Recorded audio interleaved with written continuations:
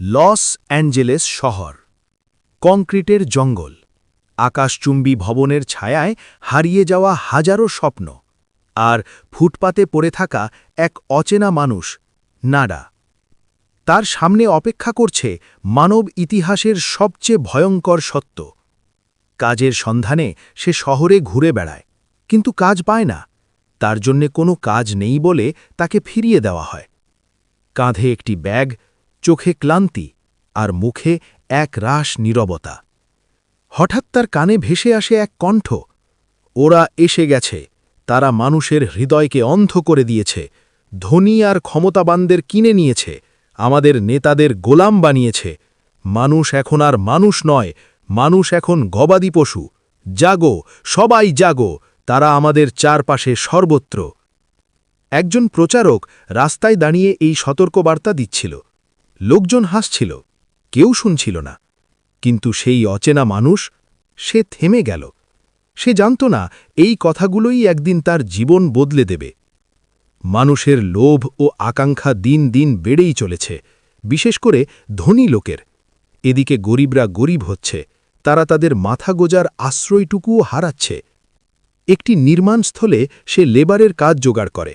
সেখানেই তার পরিচয় হয় ফ্র্যাঙ্কের সঙ্গে, সহজ, সরল, শ্রমজীবী এক মানুষ। ফ্র্যাঙ্ক তাকে তার মতোই অবহেলিত মানুষের বস্তিতে আসার আমন্ত্রণ জানায়। লোকটি ফ্র্যাঙ্কের সাথে সেই বস্তিতে যায়, একটি গির্জার পাশে গড়ে ওঠা অস্থায়ী ঘরবাড়ি, যেখানে মানুষের দারিদ্র্য আছে কিন্তু এখনও মানবতা বেঁচে আছে। সেখানেই সে গিলবার্টের সঙ্গে দেখা করে, নীরব অথচ দৃঢ় এক নেতা। সেখানে বস্তিতে লোকেদের মাঝে সে খাবার ও আশ্রয় পায়। ফ্র্যাঙ্ক তার সাথে খেতে খেতে গল্প করে, তার স্ত্রী ও ছেলেদের কথা বলে। কাজ হারিয়ে তাকে এখানে আসতে হয় কাজের সন্ধানে। কিন্তু শহরের ভেতরে তখন অন্য কিছু ঘটছে। হঠাৎ করেই টেলিভিশনের পর্দা কেঁপে ওঠে, সম্প্রচার হ্যাক করে, এক অচেনা কণ্ঠ ঘোষণা দেয়, মানুষকে ধোঁকা দেওয়া হচ্ছে, ওরা তোমাদের শাসন করছে, তোমরা ওদের খাদ্য। ৮ মাস আগে একদল বিজ্ঞানী একটি সিগন্যাল খুঁজে পায়। তারা এই সিগন্যালকে ব্যবহার করে মানুষের কনশাসনেসকে ধ্বংস করছে। তারা জানে তারা ততক্ষণই নিরাপদ যতক্ষণ না তাদের আসল রূপ মানুষের সামনে প্রকাশ পায়। সত্য জানার একটাই উপায়, সংকেত বন্ধ করো। এই সম্প্রচার মানুষের মধ্যে মাথা ব্যথা সৃষ্টি করে। লোকজন চ্যানেল বদলায়, চোখ বন্ধ করে ফেলে। কিন্তু সত্য কাউকে ছেড়ে যায় না। নাডা দেখে গিলবার্ট সেই লোকটির সঙ্গে গির্জার পাশে গোপনীয় কিছু কথা বলছে, যাকে সে আগেই রাস্তায় ভাষণ দিতে শুনেছিল। নাডা গিলবার্টকে খুব সকাল সকাল সেই গির্জার ভেতর থেকে বেরিয়ে আসতে দেখে। নাডা গিলবার্টের কাছে জানতে চায় সে সারা রাত ধরে গির্জায় কি করছিল। গিলবার্ট জানায় চার্চ আদের কিচেনকে ব্যবহার করতে দেয় বস্তির রান্নাবান্নার জন্য। নাডার মনে সন্দেহ দানা বাঁধতে থাকে। সে ভাবে নিশ্চয় কিছু একটা খিঁচুড়ি পাকছে ভেতরে ভেতরে। সন্দেহ নাডাকে গির্জার ভেতরে টেনে নিয়ে যায়। বাইরে গসপেল সঙ্গীত বাজছে, কিন্তু ভেতরে চলছে কিছু একটা গোপন কাজ, যন্ত্রপাতি, রেডিও, বাক্সের পর বাক্স। এরপর দেখা যায় ভেতরে গিলবার্ট সেই ব্যক্তির সঙ্গে কথা বলছে যে টিভি সম্প্রচারে সতর্কবার্তা পাঠাচ্ছিল, অর্থাৎ সেই সতর্কবার্তার সম্প্রচার এই গির্জার মধ্যে থেকেই হচ্ছিল। সতর্কবার্তা সম্প্রচারকারী লোকটি বলছিল, আমাদের সিগন্যাল যথেষ্ট শক্তিশালী নয়, তাই তারা আমাদের সিগন্যালকে বারবার ব্লক করে দিচ্ছে। ঠিক তখনই পিছন থেকে একটি ছায়া নাডাকে ধরে ফেলে। সেই অন্ধ প্রচারক। সে নাডার মুখে হাত বুলিয়ে তাকে চেনার চেষ্টা করে। নাডা বিভিন্ন অজুহাতে সেখান থেকে পালিয়ে যায়। বেরিয়ে দেখে একটা হেলিকপ্টার সেখানে টহল দিচ্ছে।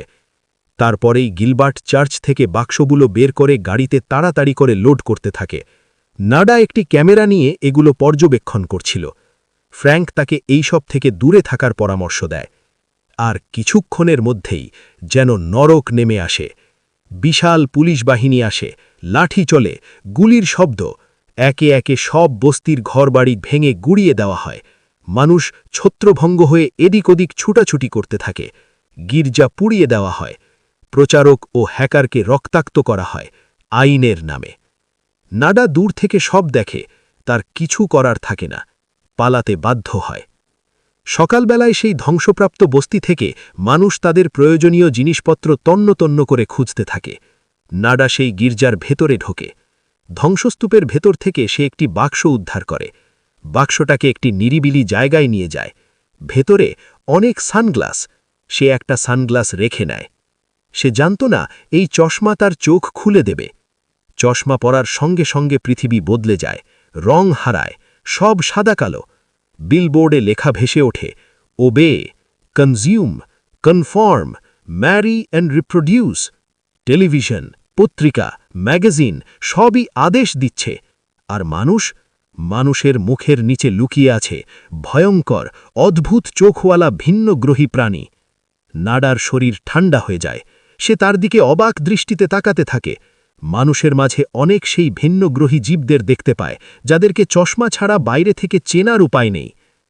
সুপারমার্কেটে তাকে তারা চিনে ফেলে। একজন এলিয়েন মহিলা যে বুঝতে পেরে যায় যে নাডা তাদের আসল চেহারা দেখতে পাচ্ছে। তখনই সে পুলিশকে খবর করে দেয়।